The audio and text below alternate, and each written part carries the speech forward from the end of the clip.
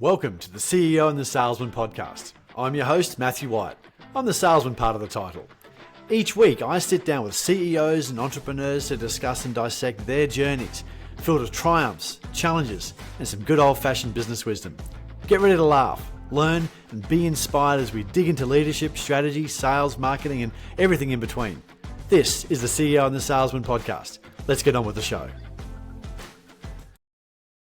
Welcome to the CEO and the Salesman podcast, where we interview today's business leaders to figure out what actually it takes to grow a successful technology company. Today, we're joined by Lambros Photios from Adaca. And Adaca is an amazing company, hundreds of people around the world developing custom software. G'day, mate. How are you going? Good. Thanks for having me. Mate, an absolute pleasure. Look, I wanted to get started. You're reasonably young, got a reasonably large business. So can you tell me what motivated you to get into technology? What motivated you to start a software development company? Jeez. I don't know if anyone kind of goes out with the intention of starting a custom software development company, but it was certainly where I ended up. So I was kind of doing software development from very young, enjoyed it from a teenager in high school, kind of right through. And it was while I was at university, particularly bored and not really seeing how it was all going to end up being something that I ended up doing long term, that I started taking on some contract work.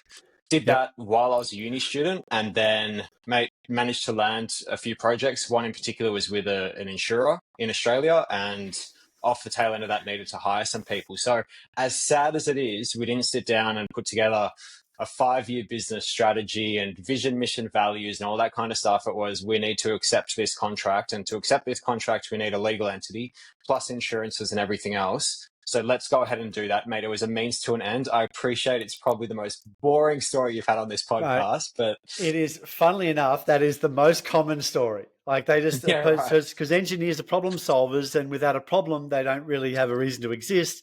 And so, well, that sounds very philosophical, but they go, well, I'm just going to solve a problem. So, mate, let's go back. What was the first bit of software? Do you remember the first bit of software you wrote and what it did?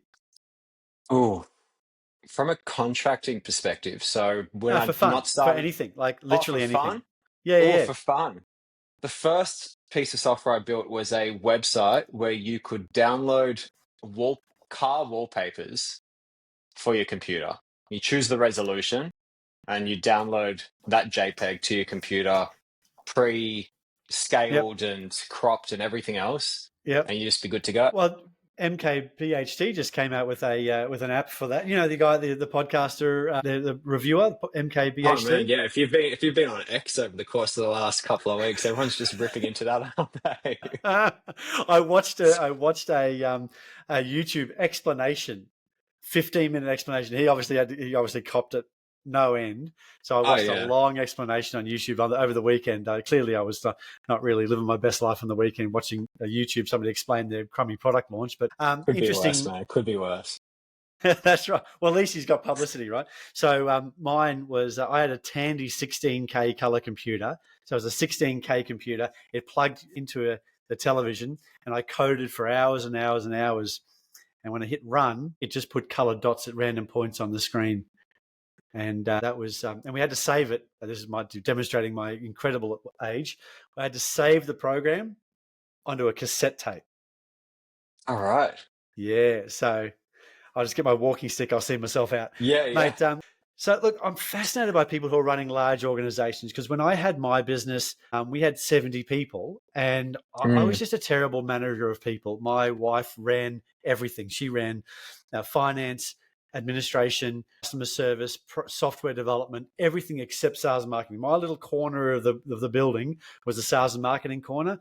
There was 10 or 11 guys and girls in that, and they're the only people I really understood, and the only people I could really communicate with effectively. How do you manage 100 people or more, actually? How many people you got working with you now? At 150. Yeah. How do we manage them? Oh, I think I've tried to manage more, but I always came back to that whole philosophy of, never manage more than 7. I think if you can keep that kind of structure going, then generally you're A-okay. I think sitting across more than, I think 7s can be a handful as well, particularly if you're wanting to have meaningful conversations. So I've had moments where I've run, the 14, 15 person, purely local, because, Adaca's gone through a few different versions over the years. It's probably been 3 or 4 major iterations to the business structure and kind of what we do and how we present ourselves. But The very first was a pure local custom software dev shop, as opposed to what we do now, which is distributed teams. And Yep. so we ran locally. I would have one-on-ones with every member of the team, even if it was brief, 15, 20 minutes every week. And the hard part is being able to spend time with someone meaningfully, connect, and to actually have a conversation that is going to be valuable to both of you, particularly to the staff member you're having the one-on-one with. And what I Yes. found was that realistically, this whole notion of I'm going to have a really flat organizational structure and we're not going to have hierarchies, while that's all really cool in theory, in practice, what it means is you don't spend a huge amount of quality time with your staff. And that's, for me, that just didn't work. Yeah, got it. Okay. And so what's the, without any trade secrets, what's the structure look like now? So I've got senior leadership team and a few of the members of middle management who I work with directly, and then it's kind of distributed from there. But you can kind of see very quickly that, if the average person has 7 people reporting to them or 7 direct contacts, you can get to 150 without too many, I guess, layers in the system. Yeah, cool. Okay. And so just going to the projects, because you've been going for quite some time now, what's been the most fun project that you've actually worked on? You've delivered that project to the customer and gone, geez, I wish I could do more of them. Fun project. I don't know if customers do fun projects. Like customers do these really fascinating, interesting, exciting projects. Yeah, okay. Hit me with We them. built a social network once that was a bit of fun. I think it was fun because, and this is just real, like we're just allowed to nerd out on this show a little bit. The fun to it was just the database design of how Yeah. absolutely absurd it is to do things like follows and likes at scale and then to Really? deal with hundreds of thousands of users. You don't really think about, particularly if you're doing like large database design, what doing something like a like as an individual user amongst hundreds of thousands of users, what you're using on a platform like TikTok is really doing in scale, and it's pretty absurd. So I think that was fun because it was just so absolutely ridiculous, and you had to just approach it without any of the logic you've approached traditional systems with, like relational databases or anything like that. Yep. So I guess, yeah, like is a transaction, right? So it needs to exist somewhere. Yeah, okay. Yep. Yeah. So, mate, that was fun, I Yeah, guess. okay. Yeah, mate. Interesting's normally how to describe projects, though. Let's I go. think Let's go. what Let's go. Let's stick with interesting. interesting's where it's projects get interesting, and it's like, wow, you're trying to do something pretty radical, and that's going to be cool for your industry, and that's, I guess, we can use fun if we like. Okay, well, let's flip it over then. What's been the least interesting? Can you talk about that? The least Or the least? interesting. I'm sure you can talk about the least fun though. I think it's one of those things when you go through software development, if you are fortunate enough to work on some high impact projects, they come with exposure to data sets that I think as a programmer can be pretty confronting. So I think there are certain lines of work you can choose to work in, be it medical or defense or otherwise, where you choose to work in that industry vertical. And by virtue of working in that industry vertical, you kind of know what you're getting yourself into. You know what comes with it is it's going to be challenging from a human perspective, from an emotional perspective. And so what I find really, I guess what has been less fun has probably been those styles, that style of project where sometimes you end up in a health or a defense or a similar kind of system. And it's more what you see on the other side and what you need to build a system to support can actually be pretty confronting. And they're great projects because you're doing something that's going to be really beneficial, again, for that particular use case. But I think sometimes as programmers, it's nice to kind of be a bit removed, and those can be pretty in your face. Yeah. Yeah, got it. Okay. Well, mate, look. So AI is everywhere. You can't walk down the street without finding another AI expert to tell you about everything. I've had Mm. 3 conversations today. All of them have brought it up. Is AI, as far as you're concerned, being in, you're in the cut and thrust every single day of building new software for customers. Do you think it's over or underrated as a technology, or appropriately rated? Ooh, in Australia, if we're limiting it to Australia, I'd say it's underused, underrated, Got it. but Interesting. oversold Yep. Okay. So or overhyped. Yeah. yeah. Okay. And what I mean by that, Matt, sorry, just to really break it down, is I think that everyone's talking about AI. Everyone's really, really excited about it. Everyone's talking about how it's going to radically change their industry, but so few people are actually doing it. And the people who are actually doing it probably don't want you to know they're doing it. The reason they don't want you to know they're doing it is because they've just made some process in their business so efficient that they want to just wring the towel dry on that for as long as humanly possible because they have a competitive advantage. And you think that because it's not reported in the AFR because they don't want anyone to know about it, that suddenly that no one's using it, because if someone was using it, surely it'd be in the AFR. But the reality is, and this is how I kind of keep coming back to this point, I think it's underrated because I think if it was appropriately rated, everyone would be using it, even if it's in its current form. Let's forget AGI and all these places that people say it's going to go. In its current form, it is a disproportionate time saver that no amount of automation, API integrations, or humans in other countries could provide. Yep. And we're not looking at every single process in our business and how it could be completely radically done differently.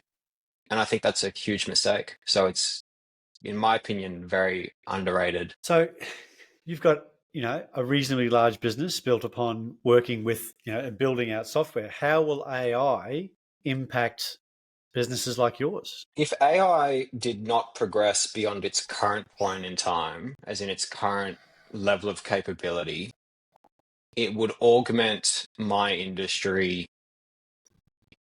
It should augment what everyone does roughly twofold. If it was being appropriately used at its current level of intelligence, Yep. it should realistically double every programmer's output, which many people see as meaning, as humanity, we double our output and we continue to move faster, as we always have.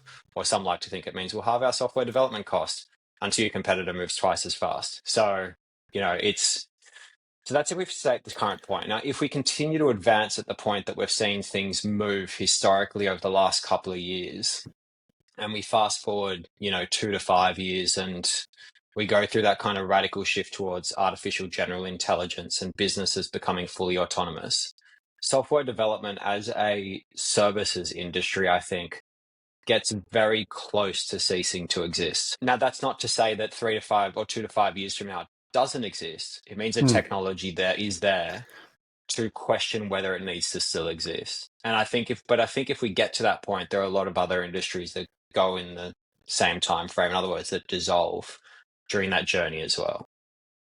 Any other ideas what might dissolve? Oh, that was interesting. My head's spinning not because I haven't thought about this before, but because I just over the weekend was looking at these Tesla robots, and that's put into question a bunch of other roles that I thought would never disappear. Things like bartendering, which seems like one of the most human roles where you want a really human interaction. Yeah. And now it's like, oh, wouldn't it be cool if? And would it? Like, are there certain roles that we actually want to exist because we want to have a human experience? So in terms of what could be replaced or what will be replaced, I think things like copywriting and SEO specialists and those sorts of things, those low-hanging fruit, are the obvious ones. I think it's the executors, though. If you think about a typical organizational structure of your senior leadership team, your middle management, and your juniors or your executors, I think it's the executors who could potentially be vulnerable in most industries where there is a strong written component. So this could be anything from kind of consultants who are writing 50, 60, 70-page reports. It probably wouldn't be accountants just yet because the models don't exist yet to do the numerical work, but it could get there very quickly. I think things like legal are definitely subject to potential risk. I think things like public relations and advertising, I think things like marketing, what we spoke about before, so SEO, link building, copywriting, all those sorts of things. So I think it's quite vast how many industries are already subject to some degree of, I guess, risk by virtue of what AI's already got. And again, Matt, this is just assuming there's no progression beyond the current point. And you just know that it's growing faster than we know. And that's exactly. It's just, thinking about, consultants that write long reports, this guy, do copywriting and SEO, this guy. So, it's interesting, that's why I'm interested. I'm always trying to figure these, what's the next step look like? Because I've always been in the technology space for about 25 years. So if we are going to talk about Elon's robots, we probably should also talk about the fact that he caught a 17-story high rocket today. Which did you see that? I saw that this morning. Yeah, that was wild. Amazing. Having seen all the other SpaceX videos, I was waiting for it to be dropped. I'll More for blow like the up. more for the humor of the situation. But yeah, That's I it. was like, yeah, that's I didn't get the video I wanted, but I guess that's still a human feat that we should It's be the proud of. video. Well, and I put it into Slack in our company Slack channel, saying, this is a monumental day in history for humanity as we move towards being a multiplanetary species. And that got zero notice, zero likes, zero response from anybody in my whole business. Nobody cares. Like they're just too busy Yeah. doing their job. But Got caught up with it's the really robots, man. Come on. it's like it's amazing. But yeah, you're right. Now, do you suspect? Now, there was a rumor when he was showing off those robots that they were being controlled by somebody in a back room. There was a whole don't take any notice of the man behind the curtain. Did you see those rumors? Yeah, I did. I don't know if I believe it. Because the question you gotta ask yourself is it that far beyond what we've currently got, really? Not at all. I don't know where my iPhone is, but it's over there. And you can talk to Siri now, or you can talk to ChatGPT now. It's funny, there was this, I know we don't have this in Australia, but in the States, they've got Amazon has the supermarkets you can walk into and you can put things in your shopping cart or in your bag that you bring from Yep, home. And when you walk out, it automatically transacts. bills you. Yep. Amazon had 30,000 staff based in India who, upon the release of those supermarkets, were literally watching people through the cameras because the technology didn't exist yet. Amazing. This came out in the last 12 months. That technology's been there for years. So they've Ah, been rolling this and everyone thinks it's just pure magic and how technologically advanced is Amazon. But I guess what I'm getting at, the reason for the kind of quick tangent, Matt, is if you're going to pay $30,000 for this robot, let's say theoretically, do they care if they're incurring some sort of a cost to make it seem like it's legit when really it's not and there's someone in the background who's actually just controlling the whole thing? there's some dude in Mumbai the virtual Got headset on. ChatGPT making it sound like an American accent. You'd never Yeah, know. yeah. You'd never know. Yeah, that's true, man. Absolutely. Yeah, so there's very few people on Twitter because lots of people like to score points off Elon, right? But that wasn't really very loud this morning. Well, after the rocket got caught, that's to be able to catch a 17-story rocket. It's pretty bloody amazing. Yeah, it's pretty solid. But That's that's wild. mate, and Elon content normally gets the likes too, so I'm surprised that no one responded. Yeah, yeah, yeah. Oh well, they're artists, right? So I've got they're artists. They're doing stuff. Actually, you know what? Maybe they're pretending to not be. They're all busy. They're all overworked. How dare they? How dare they actually work while I'm That's right. looking at Exactly. Twitter content? That's it. I'm Yeah. definitely. That's right. I'm definitely over here. So, mate, so what advice would you now? Sort of switching gear. Mm, So, if somebody was to come into building custom software development, uh, mm. what advice would you give them now, being 2024, starting potentially in 4 or 5 years' time, that whole industry changes anyway? What are you saying to these people? Oof. You got no experience in how to do software development. I think you still need a business idea or some sort of a problem that you're trying to solve. Like as boring as that sounds, because everyone probably wants to know, what's my silver bullet? This is I missed the whole blockchain, crypto, Bitcoin thing. This is my second crack. Let's have a go at it. I think what's different about this one is it's actually just a superpower to go after a normal problem. You still need to be solving a genuine problem like you do with any other Yep. business. So you come with everything you described, an eagerness to build some sort of custom software. You have all of that. I'd say also make sure you still have a genuine problem you want to solve. Now, what you need to keep in mind is that programming just got a whole lot easier. So you've got two choices. You either go out there, use something like ChatGPT, and then go train yourself in the rudimentaries to be able to go do your own software development with the superpower of a system that's going to make it so you can't really screw it up, as long as you've got a baseline level of knowledge. Or conversely, kind of go out and find a software developer, make sure they're using every AI tool that could supercharge them, and then empower them to go create something for you. But realistically, all it's doing is making software development cheaper than it used to be for the same amount of output. Yeah, you still need that kernel of an idea. You still need to spark. The AI might be able to fan the flame to, take that metaphor or simile to the next level. But, still got to come up with the ideas. I use it all the time when communicating and writing. But it's always just an idea, to bounce off ideas or check, validate an idea or see if I can mature that idea through. And Mm, then I go and rewrite it mercilessly because I want it to sound like me, not an AI that says, in the fast paced world of X Y Z. It usually starts like that. So when you're thinking about your business, and I know that growing a business is never a straight line, and mm. skip this question if you feel that it's not appropriate. But can you give me an example of a tough decision that you had to make that actually was painful in the time but turned out to be useful in the future? Any problem? Any problem you like? When COVID started, we were a hybrid business that when people wanted software development done, the engineers would either be based in Australia or the Philippines. Sorry, I say hybrid. It was generally a combination of both, and we'd manage what that balance was.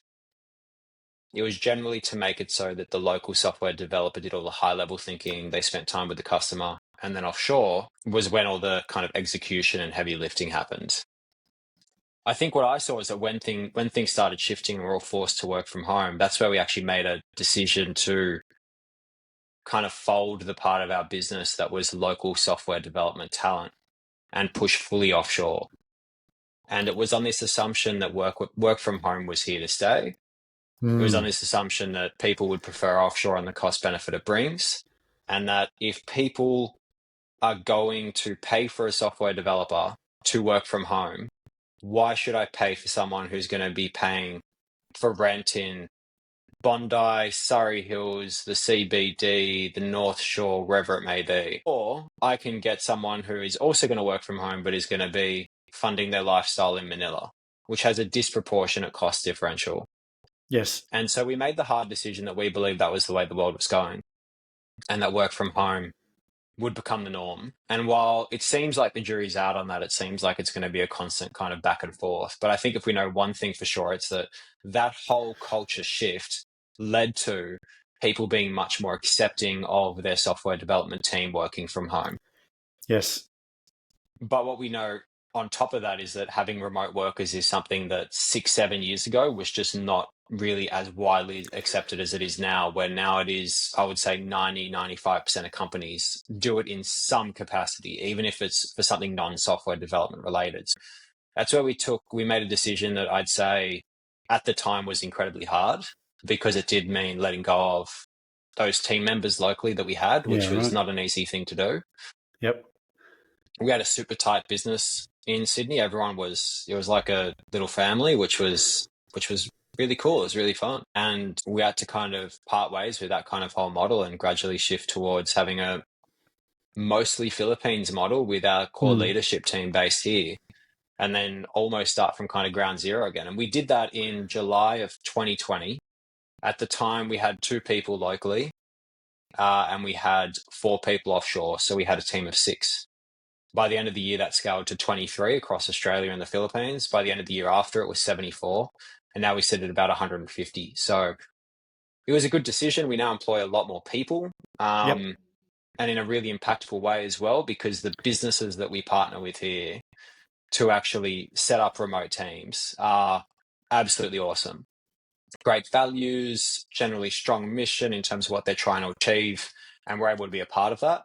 And then in the Philippines, we're able to actually take them on a journey and help them to work for a type of business that really respects kind of who they are, appreciates work-life balance, and can pass all those values from their Australian team onto their Philippine team as well. So in hindsight, great kind of process we went through, but at the time, very challenging to go through. Yeah. Yeah, got it. And fair play to you to be able to grow as quickly. So so within your business, do you build teams for other people and then manage them? Did I just pick that up, or do you take on software projects and then build the software? So we run primarily 2 models. The first Yep. model is a pure resource augmentation play. Yep. So a company will have a requirement for, say, 7, 8 engineers, and they have the leadership to actually run those engineers. That's pretty straightforward.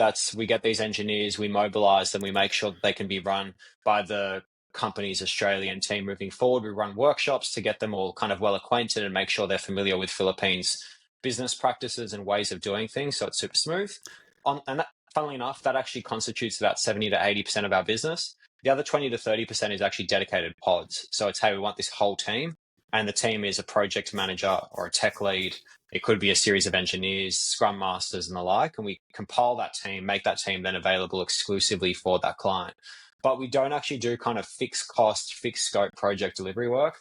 Haven't done that for over 5 years since we made that decision in mid 2020 to really lean into the Philippines. Right. Okay. And so the people in the Philippines, are they all working from home or do you have them in offices? They're all working from home. Yeah, it's funny. Yeah. Okay. It's funny, Matt. We've actually given the option to every single one of our clients. Do you want us to have them work in an office? And we take them through what makes us different. One of those things is that the average tenure in the Philippines for a senior engineer, random fact, 9 to 15 months. For us, 4 to 5 years. They say, what are the drivers of that? And one of about 4 or 5 drivers is they get to work from home. It's a huge value add. And so when it comes down to kind of the value of retaining all that knowledge that comes with that person and that person becoming a core part of that team, it's just not something they want to part ways with. Yeah. Cool. Okay. So, you spoke, I asked you about advice to young players in your space, but, overall, what are some of the biggest lessons you've learned that you'd like to pass on to the listeners or other people that are in the software and tech space? Oof. Any advice? Man, it's so challenging because of the AI question you asked before. It's like, I don't know where the industry's going.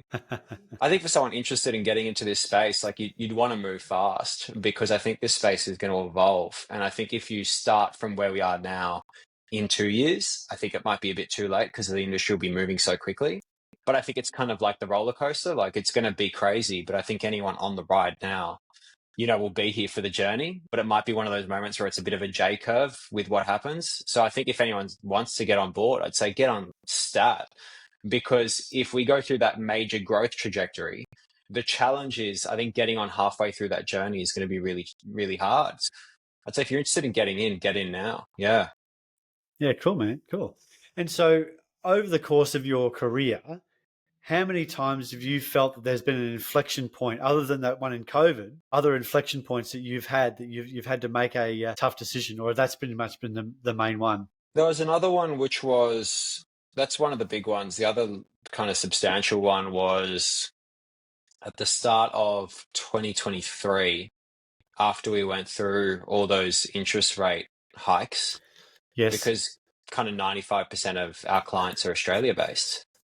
And we started to feel a material pullback because, and just by virtue of COVID, most of the companies we serviced were startups or scale ups at the time.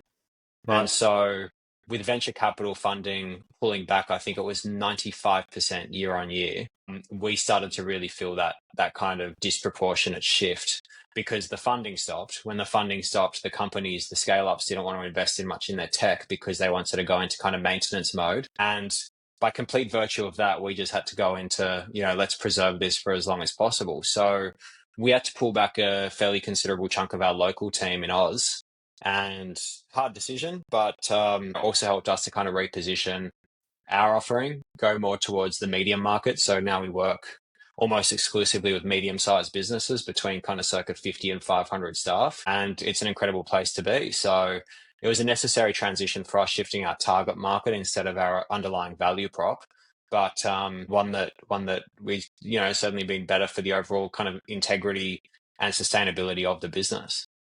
Yeah, really good. Thanks for that. So, what I'm hoping from these questions I'm asking is for the people who are listening to, I guess, appreciate that things change all the time and you've got to have a framework to operate within to think about certain decisions and then back yourself. And that's really what I'm hearing is you've made some decisions, you've had to back yourself, whether it's right or not, and whether or not, work from home is here to stay.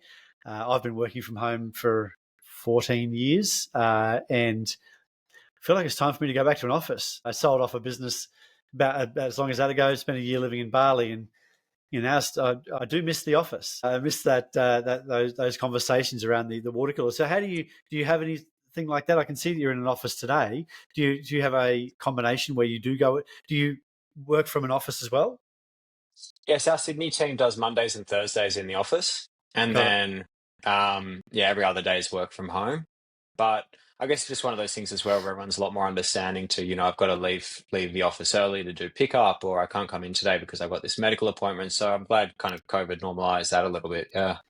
Yeah. So do you feel that as a boss, you're more accepting and appreciate that people have lives and more flexible these days? Yeah, but I guess I'm like fortuitously, kind of, I guess at the stage of life I was at, I wasn't wedded to a particular construct. I can Yep. see why a lot of kind of bosses, I won't call them boomers, but those within that kind of generation, because they're a lot more accustomed to here's just how it's always been.